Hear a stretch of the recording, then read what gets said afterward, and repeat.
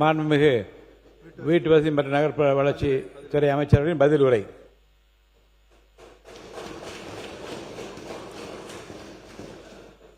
மாண்புமிகு பேரவைத் தலைவர் அவர்களே வணக்கம். ஏற்றலும் ஈட்டலும் காத்தலும் காத்த வகுத்தலும் அல்லது அரசு என்ற ஒரு அரசின் கடமை நல்லாட்சியும் இலக்கணத்தையும் 2000 ஆண்டுகளுக்கு முன்பே வகுத்து தந்தவர் ஐயன் வள்ளுவர். மக்களின் தேவைகளை அறிதல், அதற்கான வளங்களை உருவாக்குதல், உருவாக்கிய வளங்களை பாதுகாத்தல், அவற்றை நியாயமாக பகிர்ந்தளித்தல், அதன் பயன் கடுகோடி மனிதனும் சென்று அடைவதை உறுதி செய்தல், இதுவே நல்லாட்சி. ஜனநாயகத்தின் மாண்பை காத்து ஆளுங்கட்சி எதிர்க்கட்சி என்ற வேறுபாடின்றி வரலாற்று சிறப்பு மிக்க இந்த பேரவையின் நடுநிலையோடு நிதானத்தோடும் வழிநடத்தி வரும் மாண்புமிகு பேரவைத் தலைவர் அவர்களே, ரசிகர் மன்றத்தில் தொடங்கி மக்கள் இயக்கமாக வளர்ந்து அரசியல் கட்சியாக உருவெடுத்து என்னுடைய 30 ஆண்டுகளாக பொது வாழ்க்கையும் இயக்கத்தின் மீதான அசைக்க முடியாத விசுவாசத்தையும் அங்கீகரித்து இந்த உயரிய பொறுப்பை வழங்கிய மாண்புமிகு முதலமைச்சர் தலைவர் தளபதி அவர்களுக்கு எனது மனமார்ந்த நெஞ்சார்ந்த நன்றியை தெரிவித்துக் கொள்கிறேன்.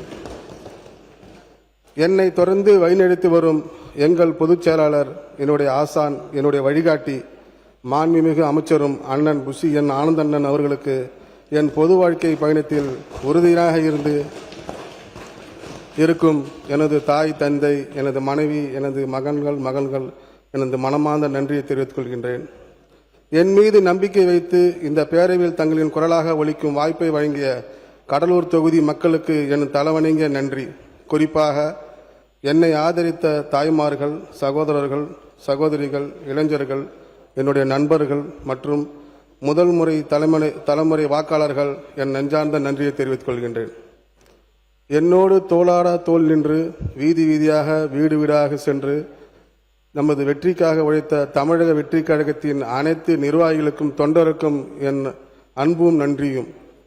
இந்த பேரவையில் வீட்டிற்கும் மாண்புமிகு சக அமைச்சர்கள், ஆளுங்கட்சி மற்றும் எதிர்க்கட்சி சட்டமன்ற உறுப்பினர்கள், பேரவை அலுவலர்கள், பணியாளர்கள் மற்றும் ஊடக நண்பர்கள் அனைவருக்கும் என் அன்பான வணக்கம். மாண்புமிகு பேரவைத் தலைவர் அவர்களே, என் கடலூர் ஒரு தொகுதி மட்டுமல்ல, தியாகத்திற்கும் சமூக நீதிக்கும் அரசியல் விழிப்புணர்வுக்கும் தனித்த வரலாறு கொண்ட மண். நிறைமாத கர்ப்பிணியாக சிறைக்கு சென்று மகப்பேறுக்காக வெளியே வந்து பிறந்த 15 நாட்களாக பச்சிளம் குழந்தையை அணைத்து கொண்டு மீண்டும் சிறைக்கு திரும்பிய வீரமங்கை விடுதலை போராட்ட தியாகியும் எங்கள் கொள்கையில் வழிகாட்டி தலைவர்கள் ஒருவருமாக அஞ்சலை அம்மாள் பிறந்த வளர்ந்த மண் இது. அவரது போராட்டம் சிறைச்சாலையோடு நின்றுவிடவில்லை. 1937, 1946, 1952 காலகட்டங்களில் மக்கள் பிரதிநிதியாக இந்த மாமன்றத்தில் தனது குரலை பதிவு செய்தவர் அவர்.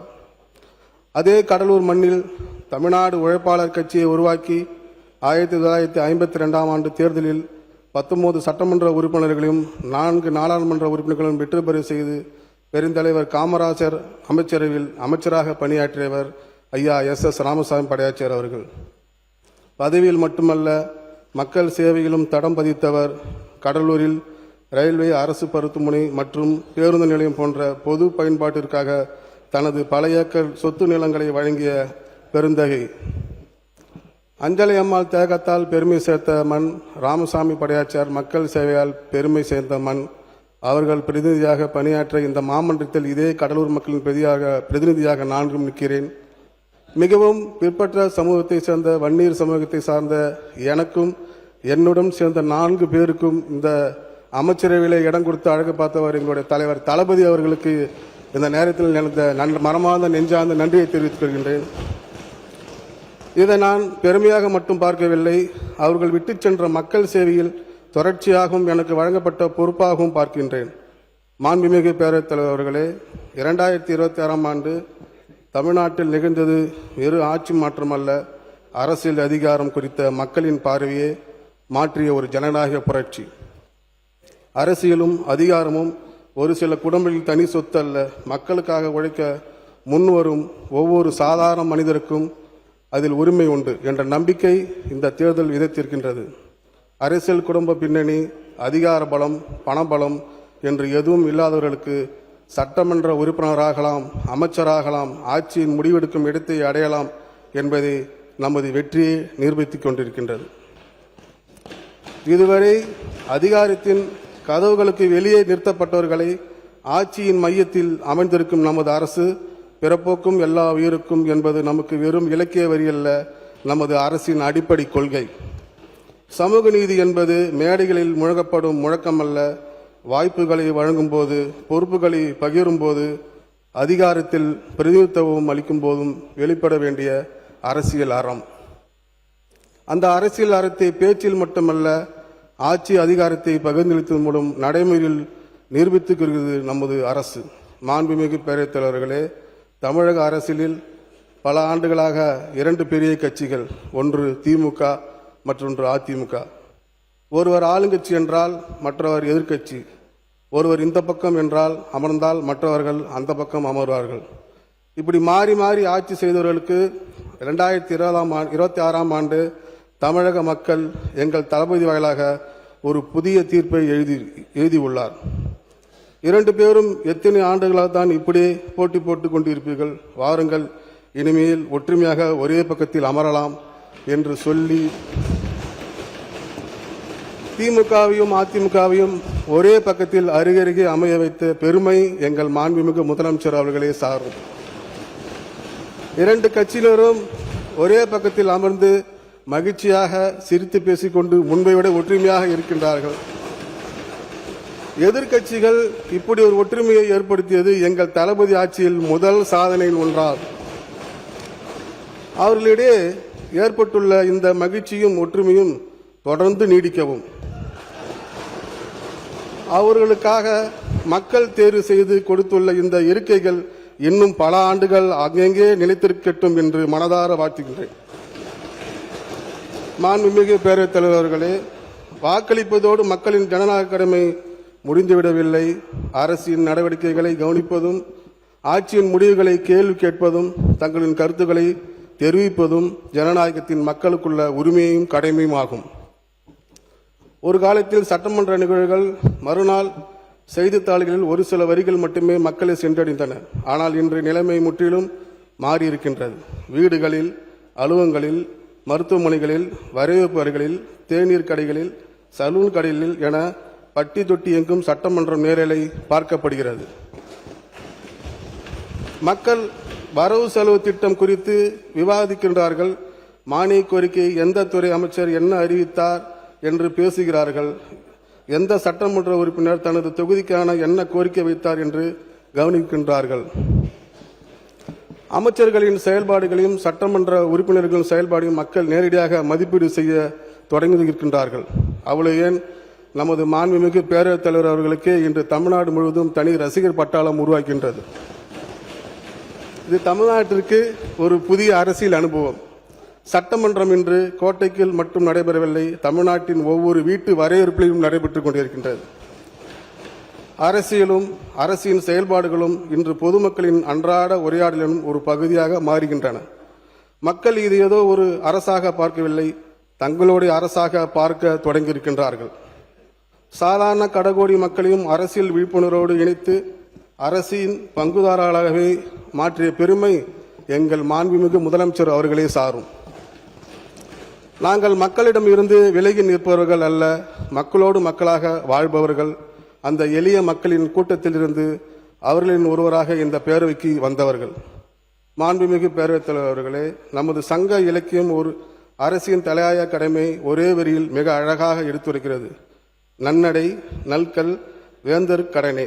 மக்களுக்கு நல்ல வழியை காட்டுவதும் நல்ல நிர்வாகத்தை வகுத்துவதும் ஆட்சியாளரின் கடமை என்பதே இதன் பொருள். 59 ஆண்டுகள் என்பது சாதாரண காலமல்ல, ஏறக்குறைய 2 தலைமுறைகளின் காலம். இந்த 59 ஆண்டுகள் இரு பெரும் கட்சிகள் மாறி மாறி தமிழ்நாட்டை ஆட்சி செய்கின்றன. அவருடைய ஆட்சி காலத்தில் தமிழ்நாடு வளரவே இல்லை என்று நாம் கூறவில்லை. தமிழ்நாடு வளர்ந்திருக்கின்றது, பல நல்ல திட்டங்கள் நிறைவேற்றப்பட்டிருக்கின்றன. அவற்றை மறப்பது அரசியல் நாகரிகம் அல்ல. ஆனால் 59 ஆண்டுகள் பிறகும் நாம் இந்த பேரவைக்கு எதை பற்றி பேசிக் கொண்டிருக்கின்றோம்?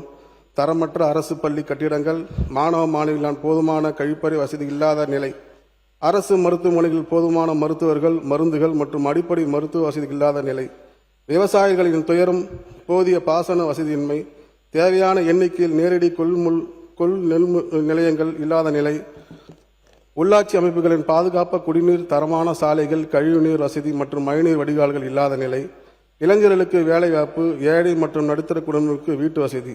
சுருக்கமாக சொன்னால் ஒரு மனிதனின் பிறப்பு முதல் இறப்பு வரையிலான அடிப்படை தேவைகள் பற்றிதான். 59 ஆண்டுகள் பிறகும் இந்த பேரவை நாம் விவாதித்துக் கொண்டே இருக்கின்றோம். அப்படியென்றால் மக்கள் மனதில் இயல்பாக எழும் கேள்வி ஒன்றுதான், இத்தனை ஆண்டுகளாக என்ன செய்தார்கள்? இந்த கேள்விக்கான உதாரணத்தை நாம் வேறு எங்கும் தேட தேவையில்லை. என்னுடைய சொந்த தொகுதியின் கடலூரே அதுக்கு சாட்சி. ஆட்சிகள் மாறின, ஆட்சியாளர்கள் மாறினார்கள், அமைச்சர்கள் மாறினார்கள், அறிவிப்புகள் வந்தன. ஆனால் கடலூரின் அடிப்படை மக்கள் பிரச்சனை மட்டும் முழுமையாக மாறவில்லை. குடிநீர், சாலை, கழிவுநீர், மழைநீர் வடிகால், வேலைவாய்ப்பு, வீட்டு வசதி, நகர்ப்புற கட்டமைப்பு கடலூர் மக்கள் இன்றும் காட்சி கொண்டிருக்கின்றார்கள். மழைக்கு பிடித்த ஊர் கடலூர், புயலுக்கு பிடித்த ஊர் கடலூர், வெள்ளத்திற்கு பிடித்த ஊர் கடலூர், வெயிலின் தாக்கத்தில் கடலூர். கடலூர் எப்படி இருக்கிறது அந்த அனைவரும் கவலை கேட்கும் அளவிற்கு தொடர்ந்து இயற்கை சீற்றங்கள் பாதிக்கப்படும் மாவட்டம் கடலூர். இது இன்று ஒரு 5 நிமிஷம் முடிச்சிடறேன். இன்று கண்டறியப்பட்ட உண்மை இல்ல, பல ஆண்டுகளாக அரசுகள் தெரிந்த உண்மை. அப்படி இருக்கும்போது முதல் முறையாக அமைச்சர் வந்து முதல் முறையாக பேசுறாரு. உட்காருங்க, பேசுங்க. எத்தனை பேரிடர்கள் வந்தாலும் தாக்குப்பிடிக்க நிற்கக்கூடிய உட்கட்டமைப்பு வசதி உருவாகும் தொலைநோக்குடன் கடலூருக்கென நிரந்தர சிறப்பு திட்டங்கள் கொண்டு வரப்பெற்ற வேண்டாமா? புயல் வருகிறது, மரங்கள் வருகின்றன, மின்சாரம் துண்டிக்கப்படுகிறது, குடியிருப்புகள் வெள்ள நீர் பகுதியில் மக்கள் வாழ்வாதாரம் பாதிக்கப்படுகிறது. அதன் பிறகு ஒரு சாதாரண அறிவிப்பு வருகிறது. அந்த நிவாரணம் பாதிக்கப்பட்ட மக்கள் அனைவரையும் முழுமையாக சென்றிருக்கிறதா என்று கேள்வி இருக்கின்றது. பேரிடர் வந்த பிறகு நிவாரணம் வழங்குவது அரசின் கடமை. ஆனால் அதே பாதிப்பு மீண்டும் ஏற்படாதவாறு முன்கூட்டியே திட்டமிடுவதின் நல்லாட்சியின் அடையாளம். பேரிடர் தாங்க உள்கட்டமைப்பு வேண்டும், பாதிப்பை தடுக்கும் நிரந்தர திட்டம் வேண்டும், அச்சமின்றி வாழக்கூடிய பாதுகாப்பான கடலூர் வேண்டும். அத்தகைய தொலைநோக்கு பார்வையோடு கடலூர் போன்ற தமிழ்நாட்டின் அனைத்து மாவட்டங்களில் நீண்டகால பிரச்சனைகள், அதன் தன்மைகள் ஏற்ற நிரந்தர தீர்வுகளை உருவாக்குவதே எமது அரசின் நோக்கமாக இருக்கும். மாண்புமிகு பேரவைத் தலைவர்களே, கடந்த காலத்தில் குறைகளை மட்டும் பட்டியலிட்டுக் கொண்டிருக்கும் மக்கள் எங்களை ஆட்சியில் அமர்த்தவில்லை. அந்த குறைகளை சரி செய்து தமிழ்நாட்டின் எதிர்காலத்தை செதுக்குவதற்கான இந்த பொறுப்பை எங்களிடம் ஒப்படைத்திருக்கின்றார்கள். புரட்சி கவிஞர் பாரதிதாசன் சொன்னார், புதியதோர் உலகம் செய்வோம். அந்த நம்பிக்கையோடு பொறுப்புணர்வோடும் நாங்கள் ஆட்சி பணியை அணுகுகின்றோம். இவர்கள் புதியவர்கள், இவர்களுக்கு ஒன்றும் தெரியாது என்று சிலர் ஏளனமாக பேசுகின்றார்கள். ஆமாம், ஆட்சி அதிகாரத்துக்கு நாங்கள் புதியவர்கள் இருக்கலாம். ஆனால் மக்களின் பிரச்சனைகள் மக்களோடு வாழ்ந்தவர்கள், மக்களின் தேவைகள் நேரடியாக அறிந்தவர்கள். ரெண்டு பக்கம் தானே இன்னும் எவ்வளவு நேரம் இருக்கு? அவ்வளவுதான், முடிச்சிட்டோம். முடிச்சப்ப ரெண்டு பக்கம் பாருங்க. இருங்க, நீங்க உட்காருங்க. அவர் முடித்த பிறகு we are new but we are quick learners. நாங்க புதியவர்கள் தான், ஆனால் விரைவாக கற்றுக்கொண்டு அதை விட வேகமாக செயல்படுத்தக்கூடியவர்கள். இந்த 5 ஆண்டுகளில் தமிழ்நாட்டை எந்த அளவுக்கு மாற்ற முடியும் என்பதை நிரூபிக்கவும், அடுத்த 22 ஆண்டுகள் தமிழ்நாட்டை அடைய வேண்டிய வளர்ச்சிக்கு வலிமையான அடித்தளத்தை அமைக்கவும் வகுத்திருக்கின்றோம்.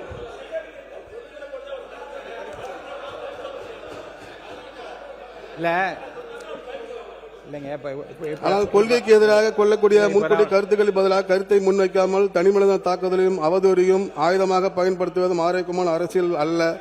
மக்கள் அனைத்தையும் கவனித்துக் கொண்டிருக்கிறார்கள். யார் பக்கம் பிரச்சனை இருந்தால் பேசுகிறார்கள், யார் தனிப்பட்ட தாக்குதல் நடத்துகிறார்கள் என்பதை மக்கள் தெளிவாக செய்கிறார்கள். ஐயன் திருவள்ளுவர் கூறியது போல, சுடரும் பொன் போல் ஒளிவிடும் பொன் போது தனது ஒளியை இழப்பதில்லை, மேலும் தூளை பெறுகிறது. மாண்புமிகு பேரவைத் தலைவர், முன்பகுதியில் அவருடைய கடலூர் மாவட்டத்தினுடைய பெருமைகள், அவரை சார்ந்த பெருமைகள் அதெல்லாம் சொன்னார். அதில் ஒன்றும் எனக்கு மாற்று கருத்து இல்லை. அவருடைய அரசியல் எப்படி வந்தார், எப்படி அவருடைய பரிணாம வளர்ச்சி எல்லாம் சொன்னார். அதிலெல்லாம் நான் கேட்டு தான் நமக்கு வந்துருக்கிறோம். 53 ஆண்டு காலமாக திராவிட இயக்கங்கள் மாறி மாறி ஆண்டாங்க. ஆஸ்பத்திரியில் டாக்டர் இல்லை, போகிறதுக்கு பாதை இல்லை அப்படின்னு ஒரு குற்றச்சாட்டை சொல்கிறார். நான் சொல்கிறத கேளுங்க. இப்போ நாங்கள் போடாத ரோட்லையான போயின்னு இருக்கிறார். நாங்கள் கட்டாத ஆஸ்பத்திரியா அந்த பகுதியில் இருக்கிற மக்கள் எல்லாம் வைத்தியம் பண்ணுகிறாங்க. நாங்கள் எல்லாம் இப்போ நம்ம 100 நாளில் நீங்கள் ஆட்சிக்கு எல்லாத்தையுமே கட்டி முடிச்சுட்டீங்க. அது அல்ல, நீங்கள் ஒரு குற்றச்சாட்டு அமைச்சர் லெவலில் நீங்கள் சட்டமன்ற உறுப்பினர் கூட அங்கங்கே பேசலாம். ஒரு அமைச்சரான ஒரு பாடு ஒரு பேசுகிற பொழுது சட்டமன்றத்தில் குறிப்பிட்ட இந்த இடத்துல இல்லை, நீங்கள் ஆட்சி நடத்தும் போது இந்த இடத்துல ஒரு குறிப்பிட்டு சொன்னால் அதுக்கு பதில் சொல்லலாம். 19ஆக மருத்துவமனை கட்டுறீங்க, ஒழுவுது, ஆஸ்பத்திரியில் டாக்டர்ன்றது ஒரு அமைச்சர்களுக்கு அழகு இல்லை. முதல்ல அது வந்து நேரடியாக சொல்றாங்க. அதுக்கு அடுத்தது நான் சொல்றது, இப்ப நீங்க வந்தீங்க 100 நாள்ல, நாங்க 100 நாள்ல இந்த ஆஸ்பத்திரியை நாங்க புதுசா கட்டிட்டோம், மொத்த டாக்டரையும் போட்டுட்டோம், கம்பவுண்டரை போட்டுட்டோம், எல்லாத்தையும் செஞ்சுட்டோம் அப்படின்னு நீங்க சொல்லி உங்க பெருமையை சொன்னா கூட கேட்கலாம். இப்பதான் வந்திருக்கிறீங்க. நாங்க ஏன் குற்றச்சாட்டு சொல்லாம, ஏன் நாங்க 5 ஆண்டு காலம் இப்ப இந்த ஆட்சியில செய்ததை மட்டும் தான் நாங்க பேசிட்டு இருக்கிறோம். ஏதாவது குறிப்பிட்டு சொல்றோமா? அங்க பத்திரிக்கை வரது சுட்டி காட்டுற மொழிய நீங்களும் 1 ஆண்டு காலம் ஆட்சி நடத்தினாதான் என்னன்னு நாங்களும் உங்களை பத்தி குறைகள் சொல்ல முடியுறதால தான் நாங்க இதுவரையும் குறை சொல்லாமல் பத்திரிக்கை வர செய்தியை மாத்திரம் உங்ககிட்ட மேற்கோள் காட்டுறோம், எல்லாம் செய்யறோம். இவ்வளவுதான் விஷயம். ஆனால் 10ஆம் பொதுவாக 53 ஆண்டு காலமாக திராவிட இயக்கங்கள் ஆண்டது எதையும் செய்ய தவறு. ஏன்னு கேட்டா பல பத்திரிகை என்ன சொல்லுகிறேன், சென்ற முறை நாங்கல்ல, இந்தியா டுடே என்கிற ஒரு புகழ்பெற்ற பத்திரிகை திராவிட மாடல் ஆட்சியில இந்தியாவிலேயே நம்பர் 1 முதலமைச்சர் என்று அண்ணன் மு.க. ஸ்டாலின் தான் பத்திரிகை. நாங்க சொல்லல. அது இப்படி பல சிறந்த ஆட்சி நடத்ததுதான் திராவிட இயக்கம், குறிப்பா திராவிட மாடல் ஆட்சி. அதனால்தான் சொல்றேன், அமைச்சர்கள் பேசுகிற பொழுதாக இருந்தால், குற்றச்சாட்டு இருந்தால் நீங்க அந்த இடத்த சுட்டி காட்டுங்க, இதை பண்ணீங்க அப்படின்னு சொல்லுங்க. இந்த 10ஆம் பொதுவா அதை பண்ணோம் இதை பண்ண நான் ஏத்துக்க முடியாது. உட்காருங்க. உரையினுடைய ஆரம்பத்தில் இல்ல, நான் உன்னிப்பா இருக்கும். உரையினுடைய ஆரம்பத்தில் முந்தைய ஆட்சியிலும் பல நலத்திட்டங்கள் நிறைவேற்றினார்கள் அந்த ஒரு பாராட்டியும் சொன்னார் அவர். அதை நான் எல்லாரும் கவனிச்சு சொல்லியிருக்காரு. இருங்க, இல்ல அதையும் சொன்னார். நான் திருப்பி படிக்க சொல்லட்டுமா? அதை இல்ல இல்ல இல்ல அது சொல்லியிருக்காரு. இல்ல அதாவது முந்தைய ஆட்சியிலும் பல நல்ல திட்டங்களை எல்லாம் நிறைவேற்றினார்கள் ஒரு பாராட்டு வரையும் முதல்ல சொல்லிட்டு தான் மற்றதான் பேச ஆரம்பிச்சாரு. இப்போ ஒன்றும் இல்லை, இப்போ நீங்க சொல்ல விரும்புவது என்னன்னா, இல்ல மாண்புமிகு அமைச்சர் சொல்வது போல அல்ல. இல்ல இல்ல இல்ல இப்போ நீங்க சொல்ல வர்றது மாண்புமிகு அமைச்சர் சொல்லியது போல அல்ல. 40-50 ஆண்டு காலமா நாங்களும் நல்ல பணிகளை எல்லாம் செய்திருக்கோம். அதோடு நீங்க அதை சொல்லி நீங்க உட்காரலாம். மாண்புமிகு நீங்க ஒரு அனுபவம் உள்ள ஒரு பேரவைத்தல் வந்திருக்கிறீங்க. உங்களுக்கு நீண்ட நெடுநாளும் தெரியும். நீங்க திராவிட இயக்கத்தில் இருந்தவர், நான் அதெல்லாம் மறுக்கல. நான் சொல்றேன், புதுசா அமைச்சர் வந்திருக்கிறீங்க. நீங்க வந்து பட்ஜெட் இப்பதான் படிக்கிறீங்க. இதுக்கு பின்னால் நீங்க திட்டங்கள்லாம் போடப்பட்டு மக்களுக்கெல்லாம் போய் சேரணும். நீங்க இன்னும் போட்ட திட்டங்கள் எதுவும் மக்களுக்கு போகல. இது வரைக்கும் நாங்க போட்ட பட்ஜெட்ல எல்லாம் நடைபெற்று கொண்டிருக்கிறது. அதுவும் நீங்க அதிகாரிகளை கேட்டா சொல்லுவாங்க, உங்களுடைய செக்ரட்டரி கேட்டா சொல்லுவாங்க. அப்படி இருக்கிற பொழுது இப்ப போடுற பட்ஜெட் தான் இன்னும் ஓராண்டு காலத்துக்கு உங்களுடைய திட்டங்கள்லாம் மக்களுக்கு போய் சேரணும். அப்படி சேருகிற பொழுது நீங்க அதெல்லாம் செஞ்சோன்னு பின்னால் பெருமையா பேசலாம், நான் அதுல மறுக்கல. ஆனால் நாங்க 43 காலமாக சாலையே கிடையாது பல கிராமத்து. நான் ஏன் பேசுறேன், என்னுடைய ஊருக்கு நான் 84 எம்எல்ஏ பாடுதான் எங்க ஊருக்கு நான் பஸ் விட்டேன், ரோடு கிடையாது. ஆனால் அதுக்கு பின்னால் திராவிட இயக்கம் வந்துதான் எல்லா கிராமத்துக்கும் சாலை போட்டிருக்கிறோம், எல்லா இடத்துக்கும் மருத்துவமனை கட்டிருக்கிறோம், ஆரம்ப சுகாதாரம் கட்டிருக்கிறோம், பள்ளிக்கூடம் கட்டிருக்கிறோம், உயர்நிலை கல்லூரி எல்லாம் கட்டிருக்கிறோம். நான் அதை வந்து பெருமையா பேச நான் சொல்றேன் இல்ல. ஆனால் 53 ஆண்டு காலமா ஆஸ்பத்திரி ஒழுகுது, டாக்டர் போடல, அது போடலாம், எப்படி நாடு இதெல்லாம் செய்தது நாங்க தான். உறுப்பினர் இருங்க. நேற்று முன்தினம் பள்ளிப்பட்டு எம்எல்ஏவாக இருந்த ரெட்டியார் இல்ல ரெட்டி ஏகம்ப ரெட்டியார் அவருடைய 100ஆண்டு விழாவுக்கு போனேன். அப்ப நான் சொன்னேன், 80-84 நான் வந்து 17 தொகுதிகளுக்கு சென்னை, செங்கல்பட்டு, திருவள்ளூர், காஞ்சிபுரம் உள்ளடக்கிய செங்கல்பட்டு மாவட்டத்துக்கு 17 தொகுதிக்கு மாவட்ட செயலாளர் இருந்தேன். அப்பெல்லாம் ரோடே இருக்காதுப்பா, அப்பெல்லாம் லைட்டே இருக்காதுப்பா, கார்களே பல ஊரில் இருக்காதப்பா. அந்த ஊர்லாம் வரும்போது நான் எண்ணி பார்க்க இப்போ எவ்வளவு பெரிய வளர்ச்சி அடைந்திருக்கிறோம் நான் சொன்னேன். காலப்போக்கில் ஒவ்வொரு ஆட்சியும் பல திட்டங்களை எல்லாம் நிறைவேற்றி.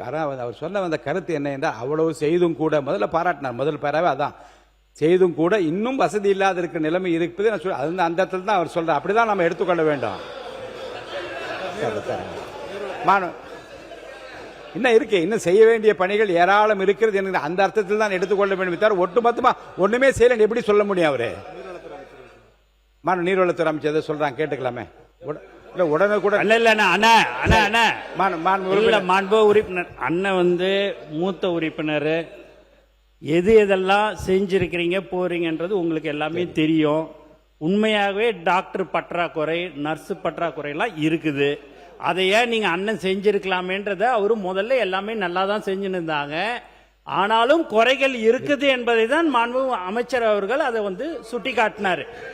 இதே மாதிரி பர்டிகுலரா இப்ப இந்த அமைச்சர் இது செய்யல, அவரு பேரை சொல்லி அவர் எதுவுமே அவரு சொல்லல. அவரு ஒழுங்கா இப்பதான் முதல்ல அமைச்சராக 100 நாள் தான் ஆச்சு. நாங்கள் அந்த 100 நாளே பல சாதனைகளை செய்திருக்கிறோம் என்பது உங்களுக்கு தெரியும்.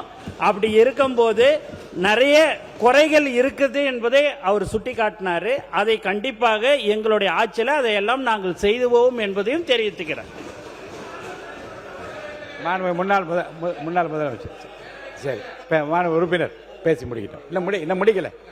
கொடுக்குறேன். பேரவைத் தலைவர், மக்களுடைய தேவைகள் என்பது அதிகம்தான். எந்த காலகட்டத்திலும் மக்களுடைய தேவைகள் அதிகம்தான்.